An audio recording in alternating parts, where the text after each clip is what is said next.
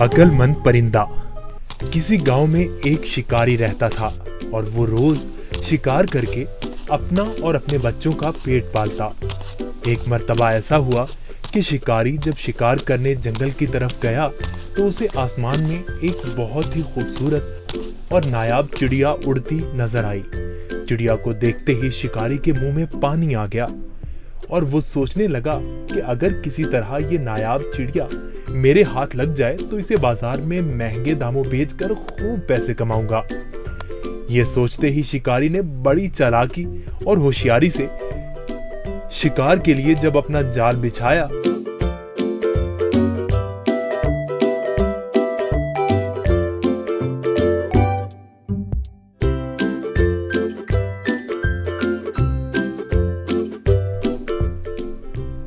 तो उसमें वो खूबसूरत चिड़िया फंस गई। चिड़िया को जाल में देखकर शिकारी अपनी इस कामयाबी पर बहुत खुश हुआ और दिल ही दिल में इस चिड़िया को फरोख्त करने के मंसूबे बनाने लगा। चिड़िया जाल से बाहर निकलने के लिए खूब फड़फड़ाने लगी, लेकिन जब चिड़िया की सारी कोशिशें नाकाम हो गईं और उसे जाल से आजाद होने की कोई सूरत नजर ना आई तो उसने मायूस होने की बजाय बड़े इत्मीनान से शिकारी की तरफ देखा और कहने लगी, भले इंसान, जरा मेरी बात तो सुनो। मुझ जैसी छोटी और नन्ही सी चिड़िया को पकड़कर आपको कोई फायदा नहीं होने वाला, क्योंकि अगर तुम मुझे ज़िबा भी करते हो तो मेरे थोड़े से गोश्त और गिनती की चंद नरम और नाजुक हड्डियों से तुम्हारा क्या बनेगा। और अगर तुम मुझे बाजार में फरोख्त भी करते हो तो तुम्हें कितने रुपए मिलेंगे। लेकिन तुम मेरी बात मानो और तुम मुझे इस कैद से आजाद कर दो तो मैं तुम्हें इसके बदले 3 ऐसी कीमती और अनमोल नसीहतें करूंगी जो हमेशा तुम्हारे काम आएंगी। इनमें से पहली नसीहत मैं तुम्हारे हाथ पे बैठ के करूंगी और नसीहत ऐसी होगी जिसे सुनकर तुम्हारा खून और बढ़ जाएगा, और दूसरी नसीहत दीवार पर बैठकर करूंगी जो बहुत ही आला और कारामद होगी। इसके बाद तीसरी और आखिरी नसीहत दरख्त की शाख पर बैठकर करूंगी। इसलिए अब तुम्हारी अक्लमंदी का यही तकाजा है कि तुम मुझे आजाद कर दो और मेरी इन तीनों नसीहतों पर अमल करके दुनिया में बड़ा नाम कमाओ। शिकारी ने चिड़िया की ये पेशकश सुनकर थोड़ी देर सोचने और गौर करने के बाद उसकी बात मानते हुए जाल की रस्सी खुद खोल दी। रस्सी खुलते ही चिड़िया उड़कर शिकारी के हाथ पर आ बैठी। पहली नसीहत करते हुए कहने लगी, किसी भी नामुमकिन बात पर कभी यकीन न करना, चाहे कोई भी कहे। ये बोलकर चिड़िया अपने वादे के मुताबिक फिर उड़ी और दीवार पर जा बैठी।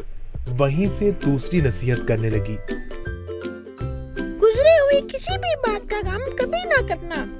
मेरे इस छोटे से वजूद में 10 दिरहम का एक ऐसा कीमती मोती है जिसकी मिसाल पूरी दुनिया में कहीं नहीं, और इस महंगे मोती को पाकर तुम और तुम्हारे घर वाले खूब ऐशो इशरत से जिंदगी गुजार सकते थे।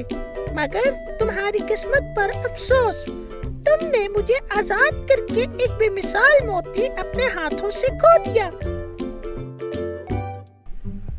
इतना सुनना ही था कि शिकारी जोर जोर से इस तरह रोने और चिल्लाने लगा जैसे उसका कोई अपना करीबी रिश्तेदार मर गया हो। रोते रोते बार बार ठंडी आहें भरता और कहता, हाय हाय, मैं तो लुट गया, बर्बाद हो गया। अरे मुझ बेवकूफ ने क्या कर दिया, हाथ आए खजाने को खो दिया। ऐसी नादिर चिड़िया क्यों आजाद कर दी। शिकारी जब खूब रो धो चुका तब चिड़िया ने उसे मुखातिब करते हुए कहा, अरे बेवकूफ और अहमद शिकारी, मैंने पहले ही तुम्हें नसीहतें कर दी थी कि गुजरी हुई बात का गम न करना। जब ये बात हो ही गई थी तो अफसोस से हाथ मलना किस काम का। और हाँ, ए नादान शिकारी, तुमने मेरी पहली नसीहत भी तो गौर से नहीं सुनी।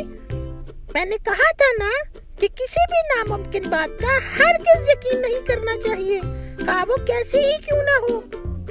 अब जरा अक्ल से काम लो और देखो तो सही, मुझ नन्ही सी जान का पूरा वजूद 3 दिरहम से ज्यादा का नहीं है, तो फिर 10 दिरहम का मोती मेरे छोटे से वजूद में कैसे हो सकता है। बेशक कहती तुम ठीक ही हो ए नन्ही मुन्नी चिड़िया, वो तीसरी नसीहत तो बताती जाओ। अरे भाई, तुमने मेरी पहली नसीहतों पर कौन सा अमल कर लिया जो मुझसे तीसरी नसीहत भी सुनना चाहते हो। वो कीमती नसीहत तुम जैसे नादान इंसान के लिए नहीं है। ये कहते ही फुर से चिड़िया उड़ी और शिकारी उसको देखता ही रह गया। देखा बच्चों आपने, वो नन्ही सी चिड़िया कैसे अपनी अक्लमंदी से इस शिकारी से अपनी जान बचाने में कामयाब हो गई।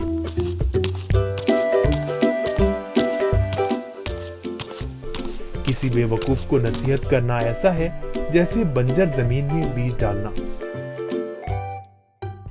अगर आपको हमारी वीडियोस अच्छी लगी हो तो इसको लाइक करें, शेयर करें और हमारे चैनल को सब्सक्राइब करें। शुक्रिया।